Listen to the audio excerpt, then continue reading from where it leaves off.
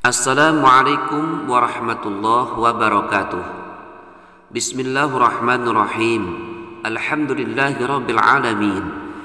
Wassalatu wassalamu ala asyrafil anbiya'i wal mursalin wa ala alihi wa sahbihi ajma'in. Amma ba'du. Sahabat yang dirahmati Allah Subhanahu wa taala, saya ucapkan ribuan terima kasih kepada sahabat yang telah sudi bergabung di channel saya ini. Saya hanya bisa mendoakan semoga sahabat semua hidupnya diberkahi Allah Subhanahu wa taala, diberikan rezeki yang melimpah ruah, yang banyak, yang halal, yang barokah, bermanfaat di dunia dan akhirat, dan semoga kelak putra-putrinya dijadikan putra-putri yang soleh dan yang solihah.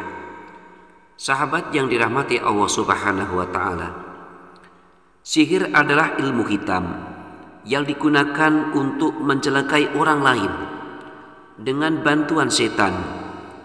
Biasanya sihir identik dengan dukun atau paranormal. Motifnya bisa bermacam-macam. Ada yang balas dendam karena sakit hati, karena iri hati, merusak hubungan, adu kesaktian, bahkan menyakiti orang lain sebab adanya persaingan bisnis. Perlu diketahui bahwa sejarah sihir santet sudah ada di zaman dahulu.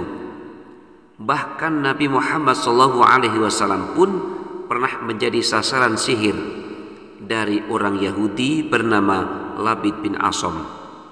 Motifnya dia hasad, dengki kepada Rasulullah, dikarenakan pada waktu itu Rasulullah SAW lebih dicintai masyarakatnya, sehingga dia memutuskan untuk menyantet Rasulullah SAW. Nah, gara-gara inilah Nabi Muhammad SAW sampai merasakan dadanya sesak, susah untuk bernapas.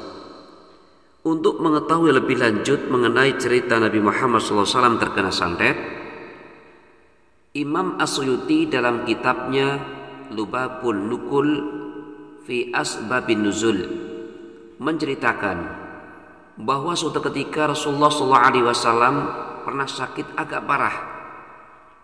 Maka datanglah dua malaikat kepadanya hendak mendiagnosa penyakit apa gerangan yang menimpa Rasulullah SAW ini. Satu malaikat duduk di dekat kakinya Rasulullah, dan yang satu lagi duduk di sebelah kepalanya Rasulullah.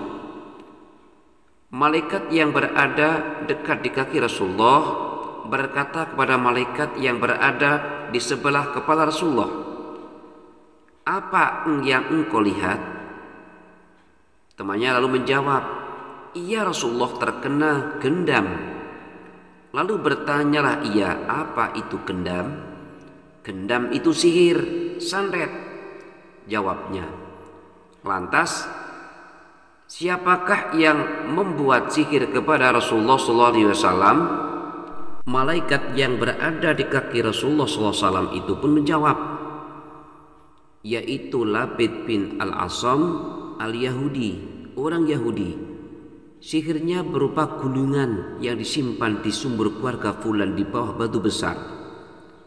Suruhlah seseorang datang ke sana untuk mengambil gulungan tersebut di bawah sumur itu, lalu bakarlah gulungan tersebut. Terus pada pagi harinya Rasulullah SAW mengutus Ammar bin Yasir dan kawan-kawannya untuk pergi ke sumur itu. Sesampainya di sana mereka kaget melihat air sumurnya berwarna merah. Setelah berusaha keras mencari di dalam sumur, akhirnya ditemukanlah gulungan yang dimaksud. Lalu dibakarlah gulungan itu sesuai petunjuk malaikat. Maka terlihatlah sebuah tali dengan 11 simpulnya yang tidak bisa dibuka dengan tenaga. Maka pada waktu itu pun Rasulullah SAW terus mendapatkan wahyu yang berupa surah Muawwidhatain, yaitu surah Al-Falaq dan surah An-Nas. Nah, anehnya setiap kali Rasulullah SAW membaca dua surah itu, maka terbukalah satu simpul tali itu, dan demikian seterusnya hingga 11 kali. Simpul itu sama persis dengan jumlah ayat surah Muawwidhatain, yaitu surah Al-Falaq ada 5 ayat dan surah An-Nas ada 6 ayat. Setelah kejadian itu, Nabi Muhammad SAW bila hendak berbaring istirahat di atas tempat tidurnya, beliau tidak pernah lupa mengamalkan membaca surah Muawwidhatain dan ditambah diawali dengan surah Al-Ikhlas. Beliau mengamalkan amalan ini ingin sekali agar umatnya mau mengikuti segala amalan-amalan beliau, termasuk amalan pada waktu mau tidur. Supaya apa? Supaya umatnya selamat dari gangguan jin, santet, sihir dan sebagainya. Berkaitan dengan amalan Rasulullah SAW ketika hendak tidur, Siti Aisyah meriwayatkan dalam sebuah hadis, yaitu hadisnya ngan Aisyata, diriwayatkan dari Siti Aisyah radhiyallahu taala anha, annan Nabi, sesungguhnya Nabi Muhammad SAW, karena idza awa, ketika Nabi hendak pergi, makna aslinya mengungsi. Idza awa, tatkala Nabi mengungsi, ila firashihi, ke tempat tidurnya Nabi, kula lailatin, setiap malam, jamanga, maka mengumpulkan Nabi, kafaihi, kedua telapak tangannya Nabi sambil dibuka. Setelah itu tsumman nafasa, maka Nabi meniupnya, fihima, di dalam kedua telapak tangan, faqara'a, maka Nabi terus membaca fihima, di dalam kedua telapak tangan, Qul huwallahu ahad, surah Qul huwallahu ahad atau surat Al-Ahad, wa Qul a'udzu birabbil falaq, dan surah Qul a'udzu birabbil falaq, wa Qul a'udzu birabbin nas, dan membaca surah Qul a'udzu birabbin nas atau surah An-Nas. Setelah itu tsumma yamsahu, maka Nabi mengusap, bihima, dengan kedua telapak tangan, mastata'a min jasadihi, dari tubuhnya Nabi yang terkena saja.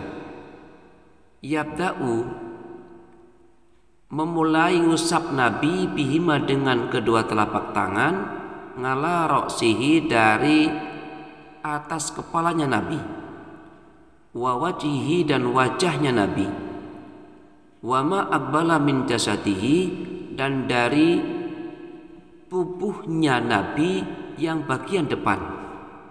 Yaf'alu dalika, Nabi melakukan amalan tersebut salasa marotin, sampai 3 kali. Maksud dari hadis tersebut bahwa Nabi Muhammad SAW pada malam hari ketika akan berbaring ke tempat tidurnya, beliau mengumpulkan kedua telapak tangan dalam keadaan terbuka, kemudian meniupnya, lalu membaca surah Al-Ikhlas, surah Al-Falaq, dan surah An-Nas. Kemudian dengan kedua telapak tangan tersebut beliau mengusap tubuh beliau, dimulai dari kepala dan wajah serta anggota tubuh lainnya. Beliau melakukan amalan tersebut sebanyak 3 kali. Nah sahabat semua, semoga kita mendapatkan inspirasi dari baginda Rasulullah SAW. Jangan lupa amalan-amalan beliau selalu bermanfaat untuk kita semua. Maka bila kita hendak tidur, jangan lupa ikutilah sunnah-sunnah beliau. Insya Allah dengan mengikuti segala sunnah-sunnah beliau, termasuk amalan hendak tidur, insya Allah kita semua akan terselamat dari gangguan setan, dari gangguan jin, terlebih santet, sihir, dan lainnya. Wallahu a'lam bishawab. Wassalamualaikum warahmatullahi wabarakatuh.